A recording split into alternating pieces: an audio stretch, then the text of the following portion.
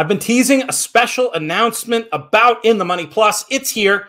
JK, who everybody wants more of with his busy schedule. We haven't had him on quite as much as we want to. He will be on shows again very soon, probably a couple times a month throughout the rest of the year. But every week, he's going to be part of In the Money Plus, giving out a little mini audio podcast of his own. I don't know, 3 to 5 minutes, whatever sequence he's excited about. He'll be giving you a lot of information on that. There'll also be a written summary of the picks as well. If you want more from JK, and I know you're out there because I've read your comments in the audience surveys, this is your time to get it. Sign up for In the Money Plus. Best way to do it, inthemoneypodcast.com/plus. That URL, if you want JK's picks every weekend for big Saturday races, whatever sequence he's excited about, inthemoneypodcast.com/plus.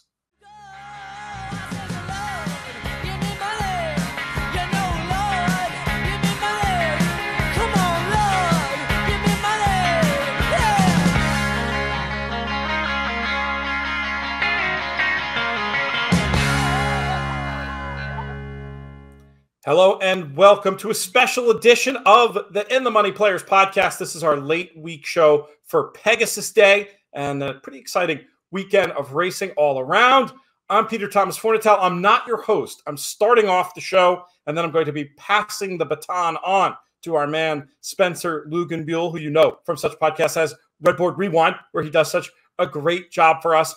We are going to kick things off though with a segment with me and another very familiar voice and face, if you listen to us on the network, if you watch us over on YouTube, from his own eponymous podcast, from the work he does at NBC. He is TV's Matt Bernier. Matt, what's going on, man?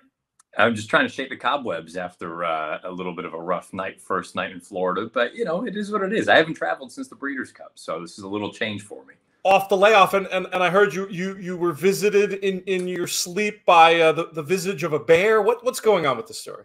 So I live in Maine, and we have many woods, acres of woods behind our house. And, you know, you see wildlife from time to time, and I can't help but think that kind of seeped into my, subconscious or whatever you will. But I'm having a dream, bear's chasing me. I'm making noise trying to get it away. I wake up and understand and realize that I'm the one making the noise actually out loud, and it's 5:30 in the morning. So I feel bad to the neighbors on either side of me in here, but no harm, no foul. Just, a little nightmare. No big deal. We're good. Whatever you do, don't watch Grizzly Man anytime soon. That's my or the Revenant. Outrageous. Yeah. Keep away. R.I.P. But it's outrageous. We are here to talk about the races. You are in Florida to cover the Pegasus races, and we're going to start off with the what is it called? It is called the Filly and Mare Turf.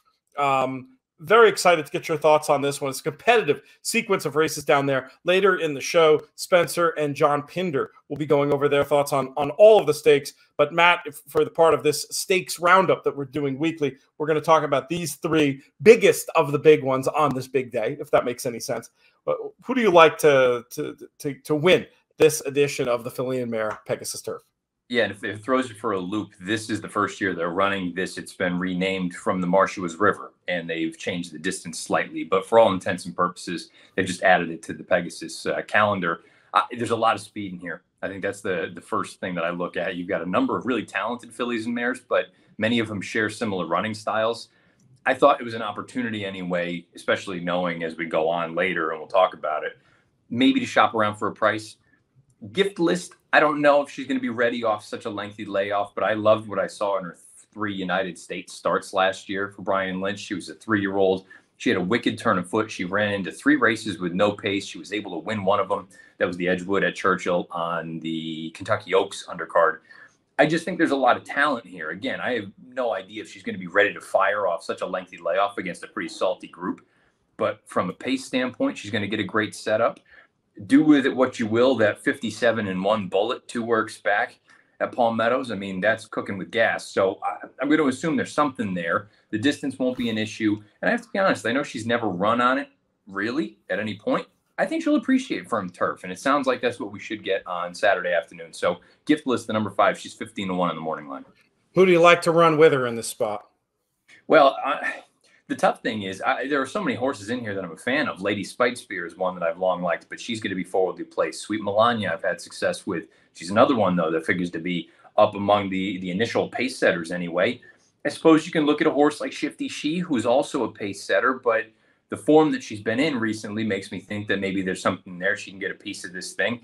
It's a race for me that I'm more interested in using gift list to win and maybe even underneath, simply because maybe she's not 15-1, but I think you're going to get at least 6 or 7. And that to me is more than playable in a race that's this competitive. I want a horse coming from off of it that's going to be a number. She fits the mold, as does the 6 Alms. She would be the other one if I was really trying to get creative and try to blow things up. The 5 and the 6 would be the 2 I'd lean on. All right. Makes sense to me. Some other interesting ideas in there for deeper spreads potentially. I think you're right that this is an interesting race to try to reach for a price. I picked by partisanship. I think that this is not a great post, obviously, but that sometimes just really can add to the price. And I think she's going to probably drop in and make one run. And I agree with your note about how much pace there's in there. What you're left with is an improving filly that's going to be a very big price with a jockey and a trainer I don't mind at all having on side. One thing I noticed about Lady Spitespear, I was originally concerned, as you noted, you thought might happen, of her being a little bit too close to the pace. But for her master trainer, these last few works are notably slow. And I wonder if that means they've been working on getting her to relax. And with the talent she's showed, if she can relax a little bit, I think she could be very dangerous in this spot. So I definitely wanted to have some 3s on tickets. One that you did not mention in your remarks, which I can only take to mean you're going to be against at the price, is number 4, Regal Glory. I did want to have her in the mix somewhere at least. I like the versatility and running style. The form and the figures are good. I don't want to base my day around her, but I figure she should at least get a call in our little chat here. Are you actively against her? Well, at the price, probably. I know she's a grade 1 winner, and I know she has the figs, and she's not a need-to-lead type. She's very versatile. She can settle off and still make a run. I just don't know that I love the race that matriarch I just don't think was particularly strong for a grade 1 this year. And some of the other girls, I think, can take steps forward. I think we know what she is at this point, Regal Glory. If she runs a 100 buyer, I think that's to be expected. Maybe that's good enough to win. Maybe it's not at a short price. She's not one that I'm looking to really get tied into. And I think the other thing, if you're playing the multis, there's a real scenario. This is a rather formful sequence. I don't know that I need too much chalk unless you're going to really just press. I think this is an opportunity to try to fade it. All right. I think it makes sense. That's a very logical approach at what I'm guessing the prices are going to be. Let's hop ahead to race number 11, the Pegasus World Cup Turf. Grade 1 action, going 1 1/8. Matt, who's your idea of the winner? Well, initially, I was really intrigued by Never Surprised, the other Todd in here, a horse that's just kind of a free-running sort, go out to the front and say, come and catch me. And then I looked at it a little bit more. First, the post draw, not ideal, but I still think he's the speed of the speed. His form is interesting simply because when he's been tested against graded stakes runners, he's lost. And against either just listed stakes runners or in his maiden score, he's undefeated. He's a perfect 4 for 4. I don't know that all of a sudden means he's not capable of winning a race like this, but given that, taking on older horses for the first time, I think he's going to be kind of the alternative to Colonel Liam. I decided to fade him. Colonel Liam, I respect. I think he's the most likely winner of the race. Todd is as good as anyone with horses off of layoffs. He's just not going to be an appealing price to me. I don't know if this horse is quite good enough, but I still think Doswell, we may not have seen his best just yet, the number 7. He's 10-1 on the morning line. I think he probably lands in that 8 or 10-1 range. The Fort Lauderdale, who knows what the fractions are. It's an ongoing problem here at Gulfstream Park. You have no idea really what to trust as far as numbers are concerned. But this is a horse that he's got some grittiness to him, I think. And I know that all 3 of his wins have come in gate-to-wire fashion. But if you go back to the Fort Lauderdale last year, he was bottled up in behind horses down on the rail. He did make a little bit of a run at the end. Problem was Largent had already had the head start on him. I think he's capable of sitting off of a target and being effective. The distance, I actually prefer this. It's worth noting. This race is now 1 1/8, not 1 3/16 as it has been last year. I want to give Doswell a look in here at a price. All right, that makes sense to me. Any others you want to mention in terms of to use with or similar deal where you're more or less all about Doswell? Doswell's really where I'm going to kind of put all of my money into. Flavius I thought about, but I just don't trust him. He runs big races and then he throws in complete goose eggs. Hit the Road. I like him as a horse. I just don't know what to make of the California form coming east. There's a part of me that thinks he's going to find this a little bit tough. Sacred Life, you can have him. I've been burned by him way too many times. He's a talented horse and he puts it together sometimes. If you're going to get 10-1, sure. I don't think you're going to. I could see him being the third choice. And beyond that, nobody really did anything for me. So I don't want to say Doswell by default, but if there was anybody else I was really in love with, maybe it would be a more difficult decision. I like Space Traveler in this race, and I'm wondering, I'm really surprised about how little money this horse is taking internationally, and 12-1 I see now on the morning line. I mean, to me, he's a very interesting bet at that price. I just didn't think he had much chance last time from the post, and with the way that trip played out, I think he has enough speed to stay in touch. And I don't think too many in this field can match him in terms of his late kick. I think this could be a very interesting spot for him to get a ground-saving trip with Jamie Spencer, a great hold-up rider.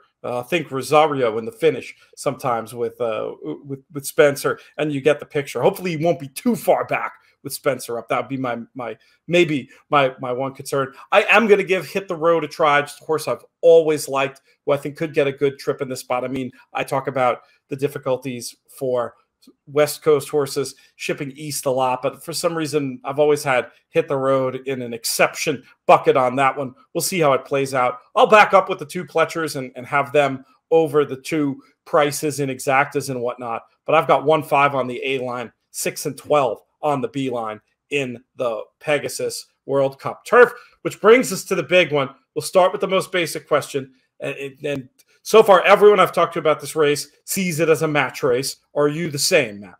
Yes, these two horses, it's these two and then everyone else. And I think they could be separated by a pretty large margin when all is said and done. And which one do you prefer?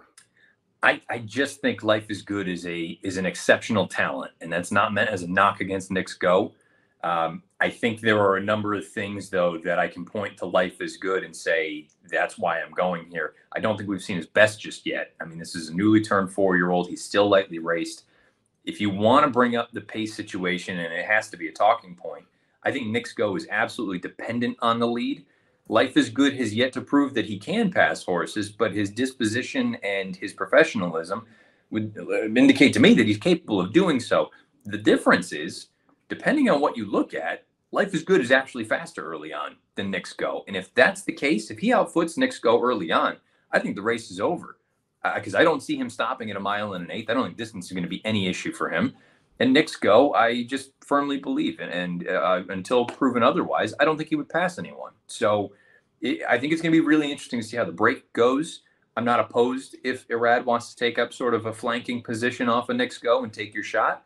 I'm also not opposed to just taking the race to him and having those two streak off in front of everybody and genuinely have an old school match race. I think it's Life is Good over Knicks Go. I love it. I like the confidence. I'm the other way.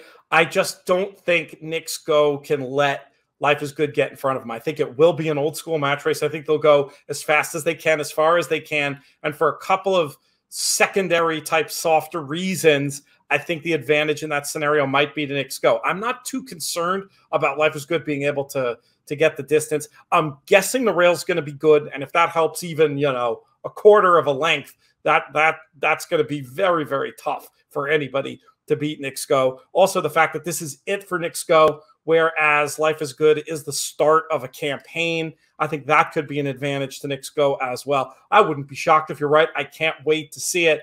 Current UK prices where Knicks Go is odds against, I'd say go ahead and take that. I think he will be odds on. I think more people are going to see it my way than your way, Matt. So maybe if you're betting parimutuel and you see somehow 7-5, 3-2 on Life is Good, that might flip me around. But even at the 4-5, 6-5, I'm guessing there be my official pick is Knicks Go. I do think it might be worth trying one exacta, going 1-2.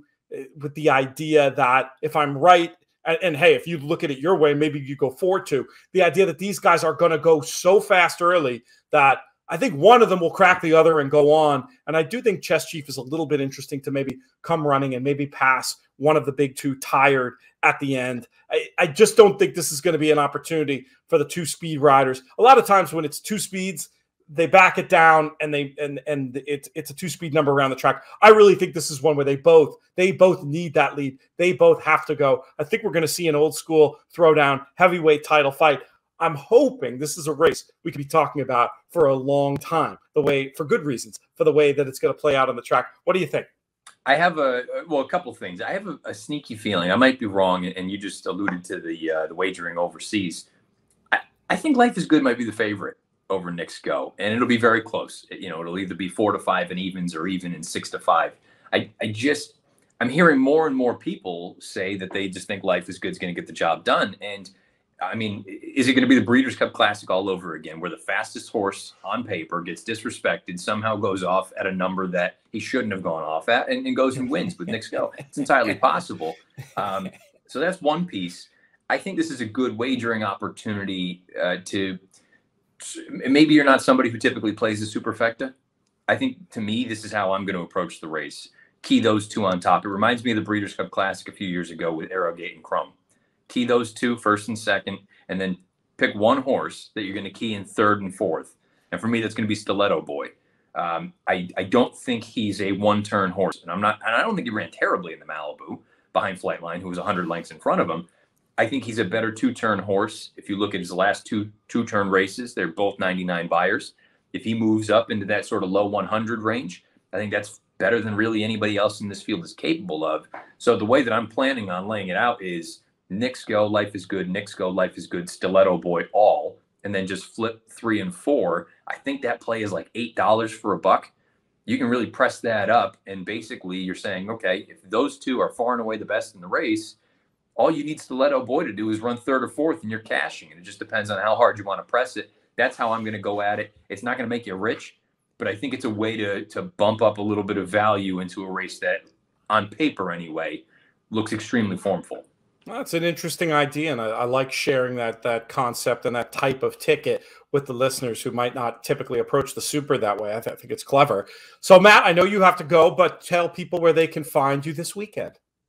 4:30 Eastern, NBC and Peacock. We will be covering the last two races of the Pegasus World Cup. The Turf and the Dirt will be on right through 6 o'clock. Looking forward to it. Again, all the reasons you laid out. I mean, this could be, let's hope it lives up to the billing, because it does feel like one of the old school heavyweight prize fights where you know what they're going to do. They're throwing haymakers from jump, and hopefully we get the race that we're all hoping for. And the turf race, but let's not totally gloss over, maybe I'm guilty of it. Colonel Liam was a really good racehorse last year, and his form went off, and they decided to give him some time away. I mean, if he comes back as strong as he was when we saw him at his best, he's going to be a player in all the big turf races this year. So good horse is coming up tomorrow afternoon, and I'm looking forward to it. Great stuff, Matt. We will see you on TV. Next up on the show, I'm going to hand the baton to the guest host on this edition of the program. If you're watching along on YouTube, you'll see it right there. We are now in the guest chair. Spencer Luginbuhl, take it over. Super happy to come on, Pete. Super happy to be another guest host for this In the Money Players podcast. Man, looking snazzy out there. I'm guessing you're in your hotel room for NHC. What's going on out there out in Las Vegas? So we're at Bally's. This is the third NHC in a row at Bally's. It was here back in the day. I've been coming to these events. I missed the summer one last year because of the reschedule, and it was Travers weekend, and I didn't come out. I really missed being here. I've been out here every year.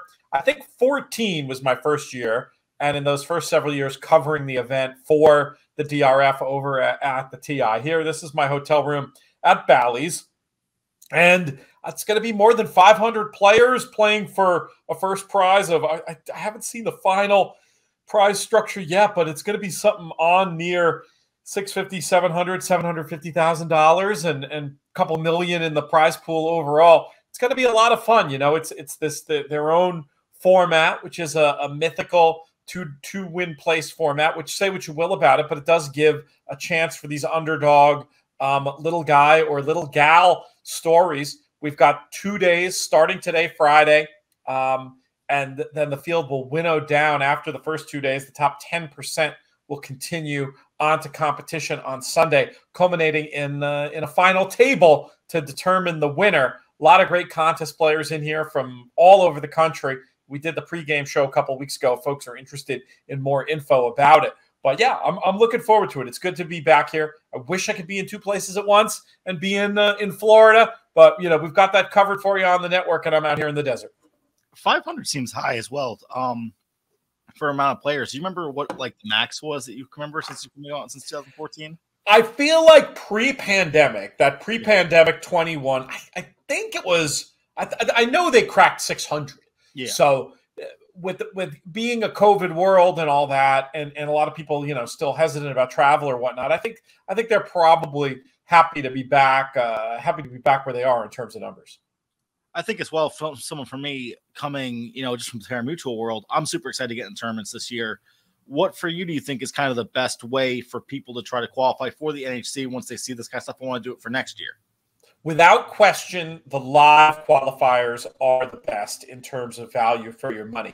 The way the online seats are valued, look, I'm not saying don't play in them. I'm not judging anybody who makes that a regular part of their arsenal. But from a strictly value for money perspective, you're getting a lot better deal. You're not paying as much for the seat in terms of your prize fees, etc., when you do the live contest. So from there, it's a question of where the best place is. In California, Santa Anita, obviously, our partner. You'll hear more about their contest program. They do still have some contests where NHC seats are involved. Los Alamitos is a place where I know a lot of folks target to try.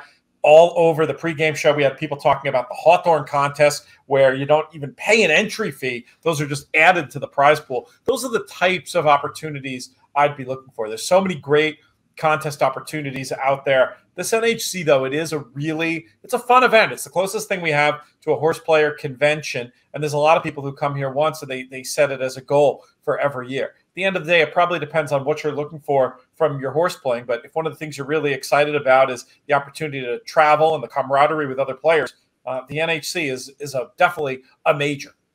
Well, Pete, super glad to have you on the show for this quick little bit. Wish I was out there in the desert with you. But with that, let's swing it to a break real quick. We'll bring in our next guest.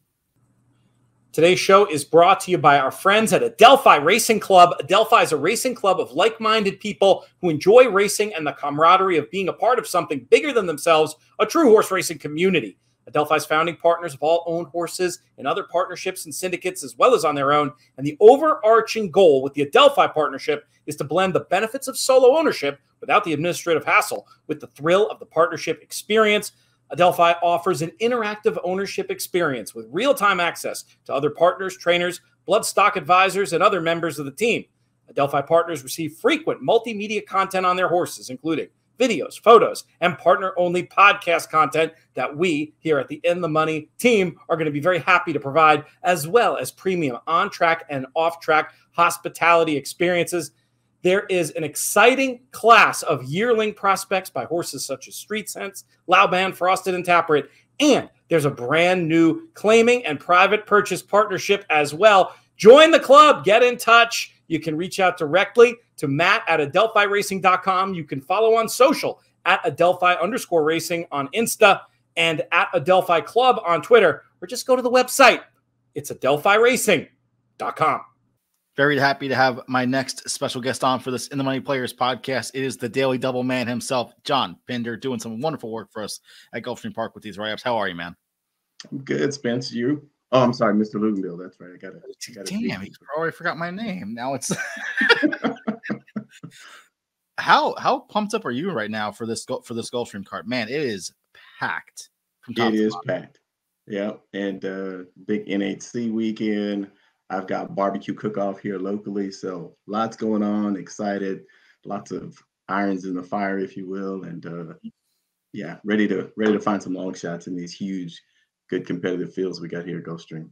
Well, I know PTF and Matt went over, I think all the Pegasus type cards up at the top end, 14, 13. We're still going to go over those as well.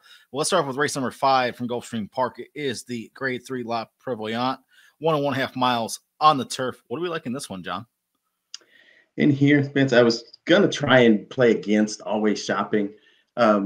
Sometimes you can just if you're not for me, if I'm not completely in love, I'm gonna try and see if I can't, find some value somewhere else. Definitely a competitor, and she's always hard trying. But I'm gonna look towards the number 8. I believe it's Always Hungry, and this one's coming. It's a second off of a layoff for Suge. You got Castellano. We've talked about kind of those riders on big days can potentially get overlooked, and they're always doing really well. She was third last time out to two fellow competitors in here, and I think with a little bit more distance, of the going a mile and a half in this one, she should be able to get up, and it should be close. 8-1 looks very appealing. And then also the number 1 Sorrel. I read at 6-1 on this horse, and I think the I guess angle, if you will, for me here is that even though her finishes haven't been that great, I think Irad fits more of her style. I think she wants to come from off the pace, to where the two previous times before she was more on the lead, and should be very competitive for Christopher Clement. I was trying to get away from Always Shopping. I can't. I always love horses that come right back. Same thing last year. Came out of the 100K stake race, won this race. It's the same thing again this year. If you don't break what's not broken, Always Shopping for me will be end up being my top pick. Beautiful Lover, the number 6, gets Joelle on. Listen, this one's kind of been all over the place. Had a win 4 back in the optional 100, but I think the last couple times out, been running against obviously Always Shopping in 2 of the last 3. I like this one to kind of possibly jump up and beat Always Shopping as my second choice. And last for me, Hungry Kitten, kind of just like what you had said. I feel that Javier, especially on the grass, if you look up his stats on Stats Racelands and stuff, he's actually one of the better grass riders, at least for Naira. I don't know how much in Gulfstream, but always like when Javi jumps aboard. And this one did get beat a little bit worse than Beautiful Lover when Always Shopping got it done. But I'm taking these 3 out of that key race, and I just wonder if not the favorite, one of the other 2 should come up and beat that one.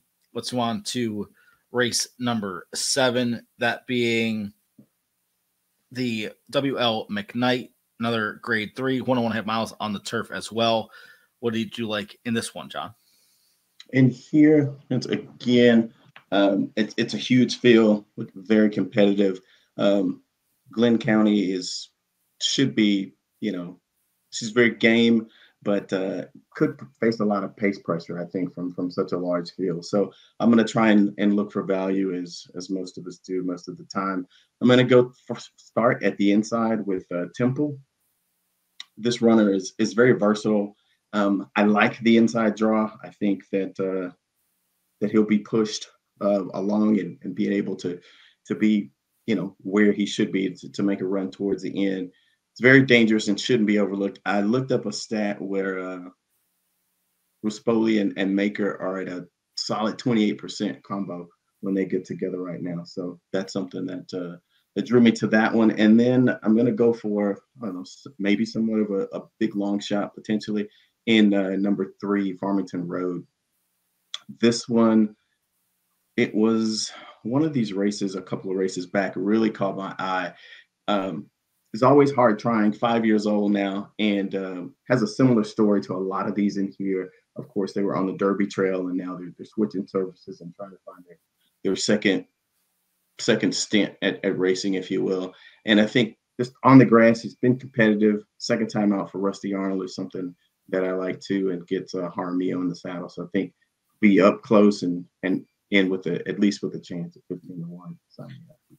Listen, I've seen enough of these races where Mike Maker comes in, claims a horse, and then all of a sudden it's a 1.5 mile race. Everyone's like, oh, whatever, Mike Maker. Then the horse wins. So for me, I'm instantly including Temple, and also a horse even like King's Cause, who isn't off the claim, but just Mike Maker in these long distance races always ends up with the one horse at 15-1 that everyone forgets about, and this horse ends up winning. It could be King Cause coming out. The fact that this horse just slowly improving for Amos. They had the 3 races. One was on the yielding, going a mile at Saratoga, but we all know how good Maker is. He's 16% off the layoff. Should be fine in that aspect. Aben for me, the number 10, Saez, Todd Pletcher, slowly improving. Ran that 2-mile race last time out in the Jerkins, winning by 4. Had that nice fast-paced race 2 back at Aqueduct. I just think that if you're going to take a favorite, I'm kind of against Glenn County. I'm going to go with Aben, the number 10, and I'm also going to include the 2 Maker horses, that being the number 1 Temple as my key upsetter and King Cause as my long shot. Let's move on to the next race, that being the Inside Information, a grade 2, 7 furlongs on the dirt. What do we like in this stake race, John? I couldn't get around. It's either love or hate with me with favorites. This one I think I love a little bit. I said a little bit. My wife somewhere with her ears are perking up. Just one time, the number 8 for Brad Cox with Joel aboard. New to Cox's barn. Been running in the Mid-Atlantic tracks, but it's just the speed here really that's gravitated me towards this runner. I don't think that coming to Gulfstream, that's definitely a positive, and I think her pace is undeniable in here. So the 8, and then again looking for value in the shots. Starship Nala. This one is owned and trained by Steve Doken, and anytime I see a competent trainer that owns a horse, Paco's back aboard, really has an affinity for Gulfstream, like 4 for 15 and 4 seconds. So really always in and around the money. I think if she doesn't do it, she definitely should be underneath in the exotics. So 8 and 10 for me here, Spencer. The key thing for me in this type of race is the 7 furlongs. 4 Graces is a horse I think I tried to play against a lot last year, but 4 for 6 with a second at the distance. 7 furlongs is just a key to me where you have to at least been, at that distance once. That's why I think I'm against just one time. I get the figures are there, the speed is there, but sometimes that last little quarter mile when they go 7 for the first time, they're just completely gassed out. They get passed by one horse. I think this one being under Brad will also take a ton of money. I'm a little bit scared of the Penn National form as well, if I'm being honest. Obviously, if Brad's going in for one, the horse is probably the goods, but I'm going to try and fade. I thought Jakarta was a little bit interesting. Michael Trombetta, second time out for that barn, came out, won brilliantly by 3 lengths in the Mrs. Claus at Parks. I think this one coming down here kind of shows good trainer intent for that one. So the number 5 for Graces for me at a price, as well as Jakarta to try and get through just one time. Let's move on to race number 9. This is the Pegasus World Cup Filly and Mare Turf Invitational, 1:160 miles. John, who are we picking for this first Pegasus race? Here again, we're going to go away from the favorite, not completely. You probably playing multi-race bets with all these competitive races kind of stacked back to back. Regal Glory, she definitely has to be on the ticket, but hoping that one of my other includes can get by her. Start with the number 10 In a Hurry. She just missed last time in the Swanee River, the prep for this race. She finished behind 2 of the competitors in this race. And I think with a little bit of an added distance here, you got another half a furlong that she can get up, and there's that bad man on the grass, Javier Castellano again. So In a Hurry. And then bipartisanship. This horse won last time out at 20-1, just 20-1 again on the morning line. And it's like kind of like what you said before. If it's not broken, don't break it if it's not broken. Yeah. This one again didn't see that race coming, but it was her first race at Gulfstream, so keeps Paco aboard. Let's do it again at 20-1. I'm right with you there. Regal Glory, I just think is going to be one of those horses that's tough to beat, and it all comes down to the pace. So we're going to get that slow pace again, like we did last time out in the Matriarch. But again, coming off these long layoffs, I kind of feel like it's the horses that do that prep and then they wait 8 weeks for the Derby. It's like that's a lot of time in the barn to just be kind of kicking around. I ended up on one that has at least a race in hand. Sweet Melania for me from the inside with Johnny V last aboard. Now goes up to Luis Saez. 5 for 7 in the exacta at the distance. And I think a lot of times when you can hit over 50% in the exacta, you kind of have found that right distance for the horse. Came off with a strong 97. It is a new buyer top as well. So maybe this mare at 5 is just finally hitting her stride. Another one I want to add is number 7, Nicest, Tyler Gaff aboard Michael McCarthy. Michael McCarthy always seems to win one race on these big days, if not more. 84 under the previous trainer, 3 back, and then comes back in the red carpet in American Oaks and goes 89.91. This one's on the improved 3rd time in the form cycle. I like this one at a price of 6-1. Let's move on to race number 10. The grade 3 Fred Hooper 1 mile on the dirt. One of my favorite races of the day. I know everyone's so pumped up about the Pegasus and all that, but I love this race. That just strong 1 mile. John, what are we liking here? I'm gonna roll the Pletcher dice down the table, and one of the 2 of them I think are gonna get me through here. Starting on the inside with Fearless. This gelding's just top notch. I mean, you can't. Absolutely loves Gulfstream, 4 for 5 with a second, and is the only race that she did or he didn't win. And Saez, just it's all over the board. I can't say enough about Fearless. If I was gonna single, maybe the one, but then also I also like Liam, the number 6. Again, it's Pletcher. This horse did I think surprisingly well in the Oklahoma Derby. Finishing 3rd there, gave him a little bit of time off, and then came back at Gulfstream and just fired like a monster. And so with that, I think that confidence that and foundation there, Pletcher, I think he's going to do equally by both, and this one should be right there as well. So 1 and 6 for me. Fearless for me was the first one. Usually when I go through the card, I try and look at the favorites first and work my way down. Just a horse that's been in super form, hasn't missed the board in the last 5, 2 wins to go along with that. And just not even the steady improvement, but just, a 101, a 97, 99. He had the 93 2 back, but that was on a slow paced race. So how fast can you really go to make a buyer? This one for me, I like way, way more than the other one, that being the number 6, Liam. Listen, Dennis's moment is in this race too. I think that I said this when this horse didn't do well at the British Cup. I'm not playing this horse ever again because he just somehow still ends up taking me money in every spot just because of just the name, I guess. I thought Speaker's Corner, the 2-1 shot for Bill Mott coming out of the Discovery, those last 2 races are super, super good. And based on buyers, we know how many times people like to just play buyers. I think this one takes a ton of money. I think Fearless goes up. I'm going to play Fearless over the number 8, Speaker's Corner. Let's move on to race number 11. It's the second Pegasus race of the day. It's the Pegasus World Cup Turf Invitational, 1 1/8 miles on the turf. How are we getting paid in the second of these 3 big races? I'm going to start on the outside. I like the number 12, Never Surprised. Again, another Pletcher runner that's been on a heater. And in these turf races, if you can be positioned up front and not completely tank it, you're gonna get a look from me with regards, and that's exactly his running style. Can't say enough about Pletcher and getting these types ready for these I don't say mid-range route races, but a mile and a 16. And then the ever dangerous Channel Cat. This horse, every time I think he's done, it's like, he's past his prime. It's kind of like the Brady of the horse racing, where it just continues to do it and do it and do it.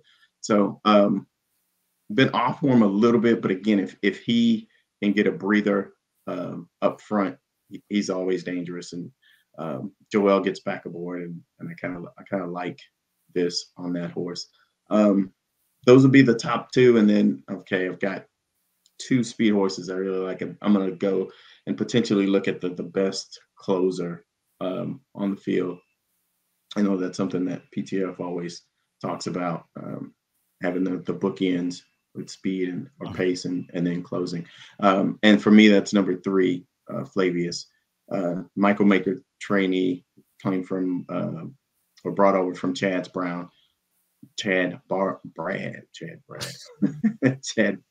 Brown's barn. And just closes with tremendous kick. His late pace is just off the charts. And the thing that I like about it most, there's some that also like to close, but I think with Paco being aboard, he's not going to take this one to the back. He's going to put him more towards the, mid flight of the race, and then really allow that late kick to be effective. So those were, I actually took 3 in this race. Sorry, Spence, 12, 10, and 3 for me. I kind of love this race for the fact that I feel like we've seen all these horses for the last couple of years since this race kind of became part of the day. They've kind of just been facing each other every single year. I know last year, obviously, Colonel Liam, who ended up winning by a neck over Largent, cross border. I don't want this one this year. Irag still aboard and all that. I just think this one's going to take a ton of money. I agree with you on Channel Cat. If I don't play Channel Cat, Channel Cat's winning this race. So for everyone that knows, I'm playing Channel Cat. So if you like Channel Cat, maybe stay away then. This horse has beaten me way too many times. Sacred Life, I thought, with Jose, Chad Brown as well. Just those slow, steady numbers, 99, 98, 96. That's the kind of range you want in. And then hopefully they take a nice little 5 or 6 bump up to win this race. I thought Doswell at a price for Junior with Barkley Tag coming off that 100. This is one that has improved every single race since the start of the form cycle, 3 back. 4th time is not so strong as 3rd time off the layoff, but you have an improving horse here at double digits who has never missed the board at Gulfstream Park. I think this is a good shot to take it 10-1, at least to hit bottom of exactas, bottom of tries. Hit the road, 99, 99, 99, 100, 100 for Dan Blacker. Now comes off the layoff, and like I said previously, I don't like horses coming into big spots off layoffs, but this one has seen just fine. 21% for Dan Blacker off these types of layoffs. Positive ROI. That's all I need to see when I have a horse 8-1, especially when I don't like certain favorites. Last but not least, number 1, Space Traveler on the inside. I just wonder if this one kind of gets back to that grade 1 form. Second off a layoff. Those 99s fit perfect in here at 12-1.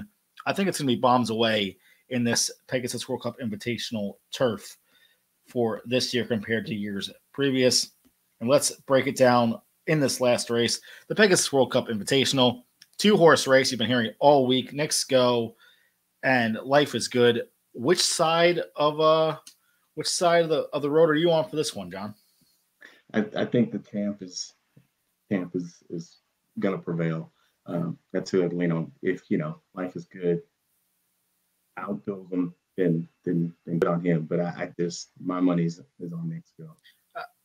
I feel like going forward, just how many times have we seen, everyone just thinks Life is Good is going to be so sneaky here. And it's like, well, if he's going to be sneaky, I don't want 8-5 or 9-5 on a sneaky horse. I want 6-1, 8-1.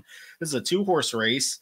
I just kind of feel like with Life is Good, I'm not saying I've been against this one, but in the Jerkins off the switch to Todd, I was against, and that ran better than I expected that day, and I was still stunned that Jackie's Warrior, who I bet that day, won. Then comes right back in the Kelso, wins by open lengths, won by open length in the dirt mile. Horses that go to the dirt mile and don't go to the classic, I think that just tells me, like, listen, Liam's Matt from years ago, that was the easiest 1-9 shot you could ever have. The fact that Knicks Go went into that classic and won, I think should make him the deserved favorite. I think if Life is Good and all this money floods in and Knicks Go is somehow the second choice, back up a Brinks truck, give me all the money. Listen, this horse cannot be second choice to Life is Good, especially with just the way they've kind of come into this race off the classic and off the BC Dirt Mile. I understand they're both quick. If he duels them away, that's fine. I have yet to see a horse duel Knicks Go into the ground. Yeah, sure. And I mean the jockeys and trainers, I don't see them like just going breakneck and killing each other. I think the better horse will prevail, but I don't see them allowing someone else in here. So one of the two, and give me Knicks Go, like you said, with my Brinks truck. If you think that maybe they get split in the exact, is there any other horse that's going to be double digits, 20, 30-1 that you might even be slightly interested in, or is it just these two and that's it? I think it's just those two and it. Maybe Sir Winston a little bit kind of caught my eye to maybe kind of do something like that. Or you're saying split them or come third, and but then there's, at least for me, there's not a lot. I'm not going to put that much money and put it back to make it worth it. So I think it's you try to get someone between them and play the try for it. for a decent amount. That's how I'm gonna play the race outside of it. Me and John are on the champs. Knicks go here in the final race here with the Pegasus World Cup. John, I want to thank you so much for coming on. Today's show brought to you in part by our friends at Santa Anita. Want to tell you a little bit about their contest. You'll hear more in the next segment with Michelle and Spencer. You can play in Santa Anita and ExpressBet's live money contest on Sunday, January 30th and Saturday, February 19th. There's going to be $500 challenges. These low-cost contests are a great stepping stone to earning your way into the Ultimate Betting Challenge on March 5th, plus cash prizes. You can play these online or via ExpressBet. To check out the full live money contest schedule, go to santanita.com/contest. Also want to let you know about Santa Anita's Pick'em. You can play in Santa Anita's Pick'em contest, combining sports and horse racing props every Saturday, Sunday, and holiday Monday through April 17th with $20,000 in prize money. It's time to play. Sign up for free at santanita.com/pick'em. And now let's welcome in my next guest on the In the Money Media Players podcast. It's Michelle Yu of Santa Anita Park. Michelle, how are you today? Hi, Spence. How are you? Wonderful. So glad to have you on. Pete was like, who would you like to have on for the Santa Anita? I was like, if it's Michelle or nobody, we're scrapping off. I did volunteer even to wake up early if that's what it took. I did hear about the email about how, oh yes, Mr. Fornatel, 3-time award winner. I was like, that's just absolutely the most perfect email I've ever seen. So we're here to talk a little bit of Santa Anita and Golden Gate. Obviously, the golden hour pick 4, Spencer. Pick 4. I'm out of it right now. Just got off work, so we're trying to obviously teach some people. Obviously, the low takeout is so great. What do you like so much about this bet and wager? So obviously you said the low takeout. It's also a $1 minimum, which I think a lot of players find really friendly. Not me personally, because it means I have to really whittle down my ticket, but it does parlay that into a really big payout. I mean, the payouts for this wager have been really, really good, both for this and the Golden Hour Double, which are the last 2 races, the one at Santa Anita and the one at Golden Gate, which I think I've hit like the last 5 days in a row. So it's really fun with good payout. And for me, at least, because I am so focused on Santa Anita, it does get me outside of my box to, try to incorporate other races, having the Golden Gate in there. And I think a lot of people at first, when they look at Golden Gate, they're like, oh, it's just favorites. But honestly, I try and use like a favorite type, and then I try and throw like a price in there, because price horses can come in. And now that I've been doing it for 2 seasons, we had this wager, I've been able also to like chuck out certain horses that have really helped me. Like, the people love to bet the Santa Anita shippers, but I'm like, well, hold back now. This Santa Anita shipper, has no speed, has never even worked on the synthetic, is coming off dirt. I don't think that's a good play. And people hammer them just because they're, coming in from Southern California. And I'm like, nay, my friend, on the synthetic, you really want to go for a local horse a lot. So, I mean, now we found some nuances, but I think there's a lot of fun in it for people. And the proximity of the races to each other, you're talking like one race, 4 races within the less than an hour time frame, I think is really great. I think so as well. And with the double at the end as well. Let's say you get knocked out of the pick 4 early, you can come right back with the double. So I love that type of thing too, because sometimes if you go out in the first leg of a pick 5, it's like, oh, I wasted all my time and effort, putting together a ticket. And it's like, okay, wait, you can play it back now. That's like pick 6. Oh wait, pick 5. I mean, pick 4. I mean, late double. Single win bet. Can I cash out the last race? Let's get her started then. Race number 8 from Santa Anita for this upcoming Saturday. It is the Grade 3 Palos Verdes, 6 furlongs on the dirt. What'd you like in here, Michelle? So, I mean, obviously, I think the Baffert pair are standouts in here just from class alone. And their most recent work, you can see 59 and change for them. And they work together, which is great. So if you go on XBTV, you can watch them work in company. You had Essential Wager on the inside, and Suzanne was sitting right off. Essential Wager, to me, looked best throughout. I mean, you can look at the time and you see Suzanne got a tick slower. But the way they looked, Essential Wager was on the muscle. I mean, early on, he was really tugging. He wanted to go a little bit further even. And when they came down the lane, he always was able to maintain that advantage that he had. And then once they passed the wire even, he opened up on Suzanne. to be fair now, I have been a little bit of a Cezanne hater like all along. So I haven't really been like his biggest supporter, like, yay, buddy, go. I also think the horses that he's beaten, with the exception of the Kona Gold, have been just so. Like Braun, I think he's a 20-3 and he's running on Friday for 20-3. So it's not like he's, killing some great competition out there. So for me, I'm going to for sure use Essential Wager, although if I have the money, I might end up with Cezanne on my ticket as well. I think the only other horse you can gander at is Aram for Vladimir Serin, because his horse is on the upswing. Some of these horses have already tried their hand at stakes and they just haven't been that good, and you're hoping for a change today. I mean, Shooter Shoot ran good last time out, but was routing. I don't think he's been as effective when he's been sprinting, although there have been hit and miss races in there. And Dark Vader also returning, and he's been working super sharp. And to me, Peter Urton is really good off of the bench. I think the numbers belie that. He's only 8% off the extended layoff. His horses always come over to me really fit and really good looking and ready to run. But I just don't know what class level Dark Vader is going to be at. He was always to me like that second level of class horse before he went to the sidelines. And now that he's been off over a year, I just kind of want to play wait and see. And if he beats me, I'll be like, yay, Pete, good job. And, if he needs the race, I'll be like, whew, good. For A's and B's, would you say that's pretty much Essential Wager as an A and Arm and Cezanne kind of as B's? So fun that you do A's and B's. I would for sure do Essential Wager as an A, and then Cezanne and Aram as B's. And if you have extra money, maybe Shooter Shoot in there as a B as well. Well, maybe. I don't know. Ugh. Is he as good? No, he's not. Nope, just kidding. I'm just gonna stick with my first three horses. So this race for me is super interesting. I agree 100% with you. I was kind of a Cezanne hater as well. And then I feel like when horses finally get that grade 3 win or a graded stake win, at least they don't end up being so fraudulent. Usually I like to see 2 wins at a certain stake level. This one has 1.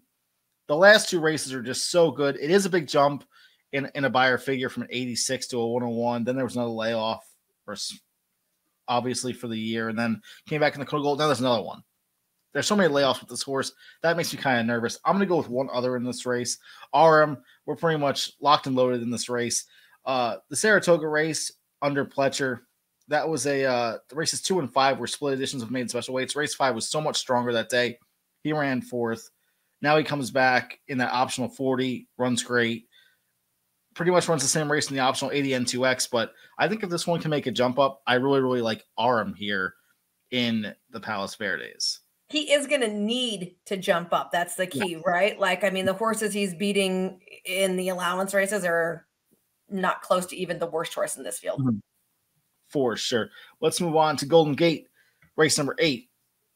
N1X allowance 31,000, 5.5 on the synthetic. Michelle, who are we picking in this race? So I'm going to head out to the outside with Lagatha. And, I mentioned I like to kind of play a favorite, and then I like to include a pricey play. So to me, that's the favorite that you want to use. She's coming off a 2-length score against very similar competition. And you see her last couple of races. I think that she's been very consistent in those. Go in the 5.5, go in the 6 furlongs. She fits in that. She likes Golden Gate. And I like her running style. She can be right on the lead. She can lay a little bit off. And with that outside draw, I think that really gives her some advantage. I love Ruben Fuentes. He used to ride down south, and he rode for us quite a bit. And I think he does a really good job and understands what's going on up there. So I definitely want to use him. The other 2 horses I looked at are the Great Haynes for Andy Mathis, who would be my pricier play at 5-1. And my on the fence horse, so like my B- horse, would be Becca Taylor.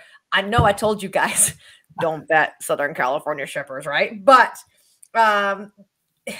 this horse has some class, and she's running in an allowance race. So to me, this is a horse that I've watched run, and I think that she would fit up there. And even though she has no works locally, my Addie does have a string up there.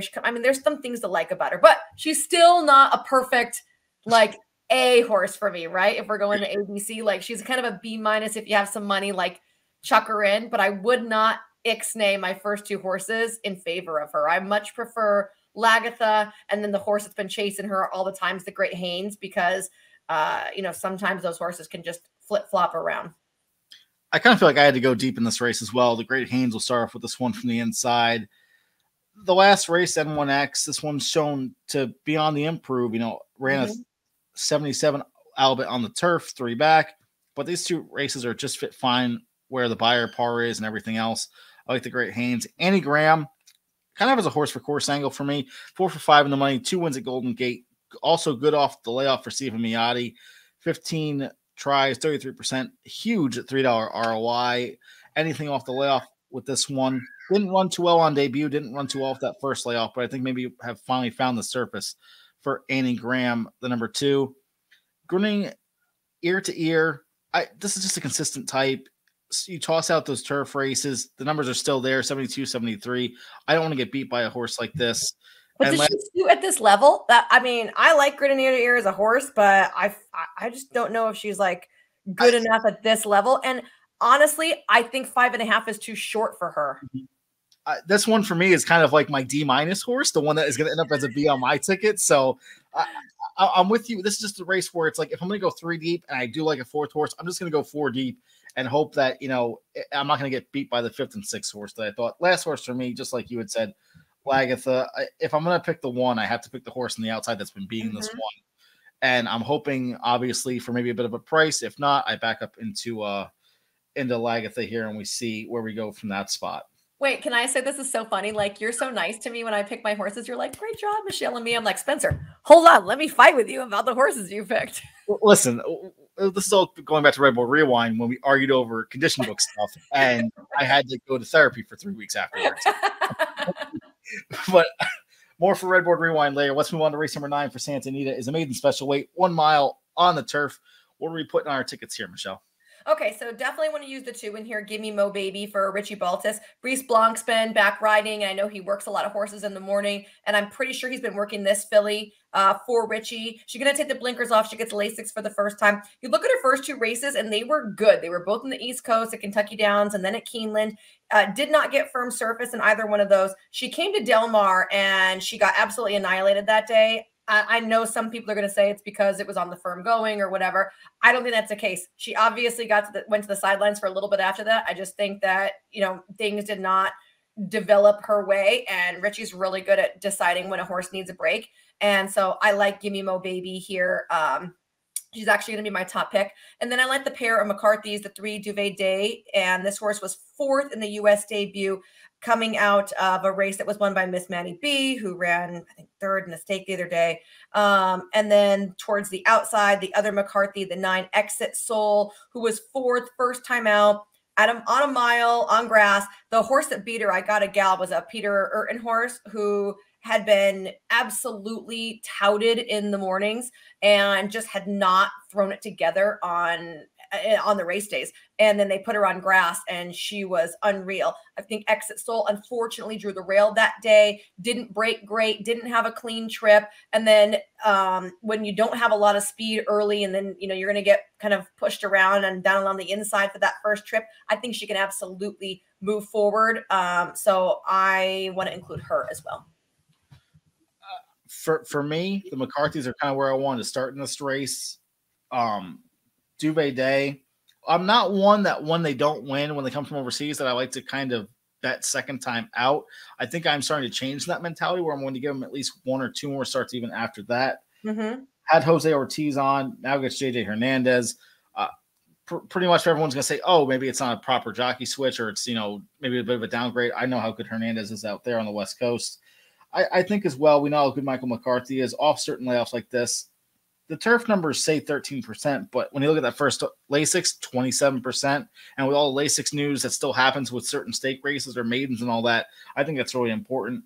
Go over to Exit Soul as well. I love second time out horses compared to first time starters. I think people try to get too sneaky a lot of times, and they see a horse that has 1 race and maybe, maybe had trouble, didn't run fast enough. That first race is so important. It's almost like 3 or 4 workouts is how I think I've heard some people equate it.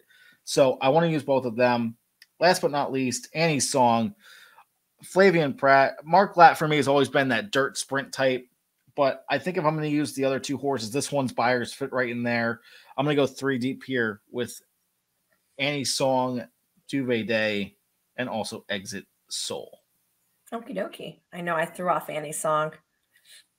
Let's move on to Golden Gate Fields, race number 9, 62 N2L, 1 mile on the synthetic. One of my favorite races. I love these N2Ls, N3Ls. Michelle, how are we getting paid here? So my 2 A horses, to use your, I like this, I'm going to start doing matrices. I'm going to start handicapping and using matrices. I love it.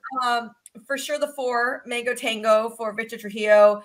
This horse has been running against 12-5 non-2s, so we're going to cut that in half and bring it to a more manageable level. I would like to see her a little bit more involved and possibly getting a little bit easier company. That'll be the case, but I'm not sure. But I went back to the fact that she actually ran 3rd against open 6250 horses. It was on the grass, so it's not a huge comparison, but I feel like, she's going to fit that. And obviously if she can finish 3rd on the grass, which I always feel like is a little bit tougher, but we know open is tougher for sure, that this condition really should suit her and hit her square between the eyes.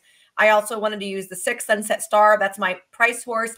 I love this angle. If your horse breaks its maiden for a claiming tag, you come back in a non-2 winners of life by cutting the tag in half, or as close to it as the racetrack allows, right? Like if you break your maiden for 20 at Santa Anita, you got to come back for like 16 non-2. But you know what I mean? You're not trying to jump up or anything. So Jonathan Wong broke this horse's maiden for 12-5, and then he did not listen to my advice, and he ran that horse 12-5 non-2, which is a big no-no, and look what happened. She got crushed. So now he goes slice, and he brings her in for half of her maiden breaker, or as close to it as you can come. So because of that, and it's my angle, you have to use that horse. First of all, I love that angle. Second, I think that a lot of people try to include jumpers in class a lot more than droppers in class, and I think that's like a fatal flaw, especially in the claiming game. Mango Tango for me, the exact same reason you said. If a horse can run for 12-5, and every once in a while you see like that little 62, but it wasn't the turf, but you're like, kind of ran better that day for that level anyway. Now we'll probably get on the better surface to begin with, and hopefully we can see some improvement. I definitely like that one. I went to the far outside, Stein's Girl. I just thought the maiden win last time out. Listen, 1 for 13, 8 seconds and thirds. That's scary when you're trying to play these races, but that's kind of what the profile fits every single time. I just thought this one was, with the non-winners too, sometimes you don't get horses that are very consistent. This one has a win last time out. I want to use Stein's Girl to kind of finish up for me here and finish up this golden hour late pick 4. But I've got a B horse though, Spencer. Oh, B horse. Let's hear this first. The 2. What up now, JT for Isidro Tamayo? Broke the maiden last time, first time dropping in for 8,000. Actually didn't run terribly for maiden 12-5. And this is the lowest non-2 that they have. They don't have a 4 non-2. They've open 4s, but not 4 non-2s. So comes close to that. But she's going to be trying a route of ground for the first time. I don't know how that's going to work out. But if you had extra money or you wanted to spend more, or maybe you singled earlier and you want to chuck another horse in, she'd be my second tier horse to put in. So we're going to do a friendly wager between the 8,000 maiden claimers. Stein's Girl versus What Up Now, JT? Oh, okay. Okay. Like Mango. Well, I mean, maybe I should use Wong. Maybe I should use Wong against Stein's Girl. Whatever you want. I don't know what it's for yet, but we'll figure it out afterwards. Let's go. We'll do a heads up in the finale at Golden Gate there. Okay. Last thing before I let you go, talk to me about all the tournament and happenings that are going on at Santa Anita. What's this pick'em contest I keep hearing about? Okay, so the pick'em contest is really cool, and it's to try to integrate people that like sports betting and maybe aren't big handicappers, but they maybe want to dip their toe a little bit. And this is that great middle ground where you can find some, comfort, I guess you can say. So you can play every Saturday, Sunday, and holiday Monday that we have racing, and it's prop bets basically. So you get 1 point for each successful selection after the results are finalized. You're not penalized if you get it wrong, but it'll be something like, will Flavian Pratt win 0 to 1 races, 2 to 4 races, or 5 or more races. And you pick, one of those. So you don't necessarily have to handicap the races. You can just take a guess. It also will include things like what football team or what baseball team or basketball team or whatever other sport is going on. And it'll include maybe, lines, or what will be more, the number of touchdowns by the winning football team or the number of lengths won by in the finale at Santa Anita. So there's some really cool things, and it is free to get to play. So I highly recommend joining in. We do it on the set, and so we're always talking about, what we've played for the prop bets for the day. I think it sounds like an absolute great idea. I will have to get involved in that as well. It's free, just like Showviver is free. You have to play free things. Listen, free things is pretty much everything a horse player loves here. Let's talk about the play in Santa Anita and Express Bet, the live money contest. So we got 2 of them coming up. Kind of tell people what's going on with those. Yeah, for sure. On a Sunday, we're going to be having one on track or online. So you can play online at Express Bet or on track at Santa Anita. It is a $500 Santa Anita challenge, and the prizes include entry into the $3,500 Ultimate Betting Challenge, which is run on March 5th. Basically, it's all races at Santa Anita. You can do win, play, show, exacta, trifecta, daily doubles, but no golden hour doubles, just so you know. It's only daily doubles at our track. And of your $500 buy-in, $300 is a bankroll, $200 goes to prizes. And as usual, Santa Anita pays out 100% of entry fees. So none of that is a rake. It's all paid out in some way, shape, or form to people. They do ask you to wager your entire $300 bankroll during the contest, but prizes, even if you only have 75 entries, do top out at $4,000, which is 50% of the cash pool at that number of entries. So there are, hold on, what's going on? Oh, what happened to your jeans? My kid's name is Spencer too, Spencer. Hi, his jeans fell down apparently. Spencer squared. That's what we need. Spencer squared. Got to take off his jeans. He gets excited when we talk about contests. Super excited. I'm going to try and become a bigger contest player this year. Also, those looking into everything else that we can kind of find with that and what's going on. Michelle, thank you so much for coming on. I really appreciate you joining me on this In the Money Players podcast. No problem, Spencer. Sorry we got interrupted at the end, but I'm glad we got through the sequence before that happened. That's quite all right. Happy to be joined by Jessica Paquette of Sam Houston. Jessica, how are you doing today? Spencer, I'm great. How about you? Happy Ladies Classic weekend. Absolutely. Super excited. Obviously, we were trying to figure out a way if we should do it for Sunday. We decided to do it for Saturday with everything else happening around the country with Florida. Just how has it been so far for you at this meet? Anything new and exciting going on? Obviously, you're calling the races, so that's something that's super exciting to go off for right away. Well, we're recording on Friday, and I'm calling some of the races alongside Chris Griffin tonight, so it'll be fun to get to do a thing with one of my closest friends as well. I mean, that's the best place. It's even more fun when you get to do it with your friends. And this meet's been great. It's been a lot of fun. I think Nick's done a super job as the announcer. I found the track to be playing really fair. Some real value to be had too if you dig a little deep. And don't throw out Lane Leslie on anything. He's been like riding lights out so far this season. It's always interesting when you see a jockey that comes in, they just decide that they're just going to be, you know, that leading rider by a far margin. So it'll be interesting to see what we see for this Saturday's late pick 4. We're going to start off right now with race number 6, a maiden special weight, 7 furlongs on the dirt. How are we going to get this pick 4 started off, Jessica? Number 4. I'm sorry? Race number 6. I'm going to go for race number 6. Yep. Sorry, my connection. I'm at a hotel and my internet is spotty at best. Okay, no worries. I'm going for a bit of a long shot here. That's the number 4 Bearing Special. Really was gaining well last time. A good gallop out. That was against a softer bunch, but I think the step up is a vote in confidence. Obviously they don't want to lose this horse for attack, so they're stepping up in class a little bit. Has done little wrong from only 3 starts, and I think she'll have some pace to run at here. I think Miss Empirement gets overbet. I think for me, just to start off this race, Miss Empirement, when you look overall, I think maybe that second race back off the left kind of turn the corner to say that 77 looks pretty solid out there. 61 next time out, so it is a little bit nerve-wracking. Obviously, just missed by less than a length in both of those, but we're going to see the 77 or the 61. I don't really see anything else here from a buyer speed figure that scares me. Obviously, we have someone like Indy Lover who's had probably 1 or just 14, which is a little bit too many starts. Some of these others, I like these last two races from Miss Empirement. So for me, just the 5 on a nice stone single. Let's move on to race number 7, a claiming 25,000 N2L, 1 mile on the turf. Jessica, how are we going to get this second leg kicked off? So I think this is one of the more interesting races on the card. Number 5, Time Machine. Obviously, you can get sucked in from a pedigree perspective. The dam was Emma's encore. She was a Grade 1 winning sprinter. This horse has some real pedigree. He's by Giants Causeway. 0 turf experience, but did show some ability on the main track from limited starts. The blinkers on, it's interesting. That's all well and good. I am using a big, and that is all the way to the outside. Number 12, the Influencer. I know this is a big layoff. But his one win when it was in his lone turf effort. And this is what I really want to see in the paddock. I want to see if he looks fit. I think Scott Young does a really underrated, very good job. You see his horses kind of come in off of layoffs. They look very fit. They run better than you think they might. I'm very intrigued by the Influencer. I think for me, I'm going to start with the number 3, Yip Yip Kip. For me, just off the class drop, I think when you drop out of allowance and drop into these lower level N2Ls, I think that class drop is a little bit, I'm not going to say maiden special weight the main claiming, but it's pretty much almost there for me. So I'm very interested in coming off the drop. Obviously, the trainer changed as well. First time with a new trainer off limited starts for Francisco Bravo, 17%, but a nice positive ROI there.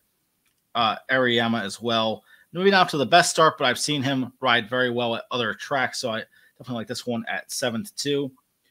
Time Machine, listen, I'm kind of with you on that idea as well. No turf starts, but turf breeding, 315 for a Tomlinson. We're going to take a shot here at 12-1. Listen, the trainer, dirt to turf, first time turf, not 0 wins so far, but that's why you're going to get 12-1. If they were all 40%, that they would be 6-5. Last one for me, Whiskey, why not? 1 for 12, 7 underneath finishes. This one likes to hit the board, and I don't think against this field needs much more than those last couple of races indicate. The 70 and 69 2 back on the turf, scratch out that 64 last time out, wrong surface. I think this one at 6-1 could be a little bit interesting as well. Let's move on to race number 8 from Sam Houston, a maiden 25,000 claimer, 5.5 on the dirt. Jessica, how are we finishing off this third leg? I went with number 3, Athenian Princess, kind of a neat female family here, half sibling to 4 6-figure earners, some black type winners as well. So I think this is a horse with a little bit of back class and some pedigree. I couldn't really find anyone else. For me, this horse is a standout here. When it comes down to pedigree, didn't have the time to deep dive enough. So I'm glad that you gave us kind of that pedigree play. For me, Noodle Salad off the drop. Listen, it's like we just talked about with me with the allowance to N2L. This is a class drop. Not many others are doing it that haven't raced already against maiden claiming, so I have to include this one. And then the number 9, Queen's Cabello, coming out of that maiden special weight as well. I just wonder if the last 2 races at maiden claiming at Remington as well kind of fit over here. Don't have a buyer par for this race, but that 49 looks pretty strong against the rest of this bunch. For me, it's just going to be a nice solid 8-9 for me in this third leg. Let's go to the last leg, race number 9, state bred maiden special weight, 6 furlongs on the dirt. How are we going to get paid here in this late pick 4, Jessica? Well, I think the Texas breeding program is just continuing to expand and get better and better. I went with the 1A, that's Kelly Said Ready, full sibling to a horse named Moro Said Ready, who's a stakes-winning juvenile. He actually broke his maiden in his second start back in 2019. So this is, by all accounts, a run-early family. I think this one will be ready to fire kind of off the debut. For me, I'm also going to include the 1A, like we had talked about. Luzzy, just absolutely just rock solid right now. Calwell, maybe his first start numbers don't seem as good, but when I look through, does have a bullet. That last, I kind of like that out of the gate last time before they go in. It's kind of like they get the most bang for their buck there with, okay, we're in the gate now. There's no works now. Sense that. We're going to get into the gate and we're going to go. So I definitely do like the 1A. My other one I'm going to use is Lightster, the number 8. I just think that this one didn't have the best debut in the mud, and then it's kind of had some off-the-turf races, but I truly feel that this one maybe has found the right spot. Now they know not to go back to the turf, and this one that turf race was not good. And that the dirt, for me, definitely seems like the spot to go. Bullet 2 back. The 48-4 is something to shake at Louisiana Downs as well. I think this one comes ready for Danny Pish off the layoff, who has another one, 61 to 180-day layoff, positive ROI as well. Jessica, I want to thank you so much for that quick little jab into the late pick 4 here. at Sam Houston. Good luck calling the races tonight. I will be listening, and I'm sure everybody else on the line will as well. Thank you. Good luck, everybody. I want to thank all of my wonderful special guests today. PTF, Jessica Paquette, John Pinder, also Maddie B with PTF earlier in the show. This show has been a production of In the Money Media. In the Money Media's president is Pierre Thomas Forntel. Our chief creative officer is Jonathan Kinchin. And our In the Money Media business manager is Drew Coatney. I'm Spencer Luginbuhl, and we will see you next time.